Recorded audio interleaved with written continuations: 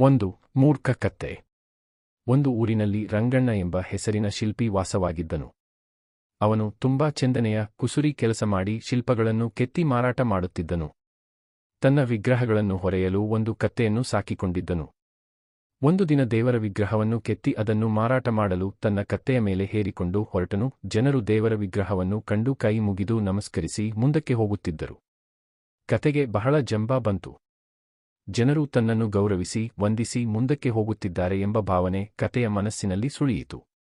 ಅದು ಮುಂದಕ್ಕೆ ಹೋಗದೆ ನಿಂತಲ್ಲಿ ನಿಂತು ಬಿಟ್ಟಿತು.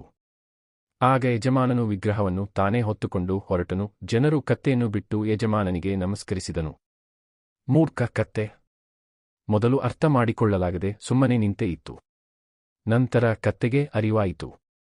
ಜನ ತನ್ನನ್ನು ಗೌರವಿಸುತ್ತಿಲ್ಲ, ತಾನು ಹೊತ್ತುಕೊಂಡ ದೇವರ ವಿಗ್ರಹಕ್ಕೆ ನಮಿಸುತ್ತಿದ್ದಾರೆ ಎಂದು ಅರಿತುಕೊಂಡಿತು. ಆಗ ಜಂಭವನ್ನು ಬಿಟ್ಟು ತನ್ನ ಪಾಡಿಗೆ ತಾನು ಯಜಮಾನನ ಜೊತೆ ನಡೆಯಲು ಪ್ರಾರಂಭಿಸಿತು. ಹೀಗೆ ಯಾರೇ ಆಗಲಿ ವಾಸ್ತವವನ್ನು ಅರ್ಥ ಮಾಡಿಕೊಳ್ಳದೆ ಜಂಭಪಟ್ಟರೆ ಕತೆಯ ಗತಿ ಬರುವುದು. ನೀತಿ: ಜಂಭ ಒಳ್ಳೆಯದಲ್ಲ.